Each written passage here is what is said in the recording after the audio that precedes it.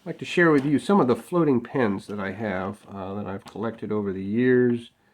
They're from the 1980s and 90s. It's not so much the places I've been, but the pens themselves. If you have collected these or you've seen these when you were younger, I don't see these out and about like I did then.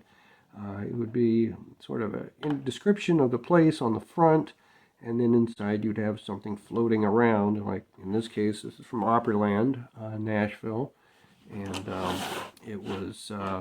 There's a shopping center now, but for many years it was a theme park. It had the Wabash Cannonball, which was a big roller coaster, and there were, of course, other rides, and there was a train that went through, like a lot of theme parks back then had a train, and of course the water inside still there, but the plastic that this train moves on is not that great. So it gets stuck.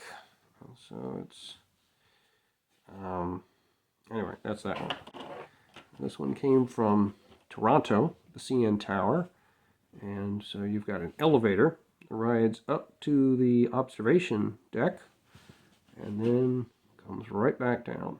And that's about one of the better ones I have for movement wise. The plastic is, it's yellowed, so you can see the piece that the elevator is actually on. It's not clear like it used to be, but otherwise, and none of these that I have lost their water. It's amazing. A lot of people have lost their water. This is from the Davis Planetarium at the Maryland Science Center. This was celebrating Halley's Comet when it was flying around, or flying close to our galaxy. And so you could see it throughout that year in different places. And so this was a floaty pen that showed one. It's supposed to look like it's flying past the Earth, but it actually gets so close it almost looks like it runs right into it, which of course not the not what they're really looking for. But this one is a much older one, and you can see that's really yellowing in there because that's what plastic does over time. First one I bought was from Fort McHenry in Baltimore, where the Star Spangled Banner was written from a ship. And this is during the War of 1812.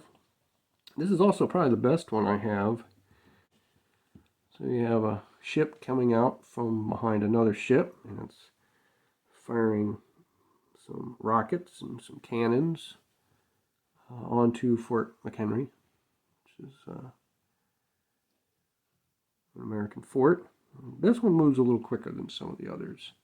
And overall, the plastic of this is done very well. The colors they're faded, that's for sure, but these things weren't really meant to last more than the amount of time that the ink dried out or was used up. And that's usually when the kid would throw the pen away. But some people kept theirs, I kept mine, although I don't know how much longer I'm going to keep it. These are really faded, and the colors, and amazingly, I haven't lost any of the water. So these are just some simple pens, and I think they're the only ones that are lasting. And again, you don't see the rest of the pen parts because I destroyed those or threw them away years ago. They run out of their usefulness, and that's about all you can use them for.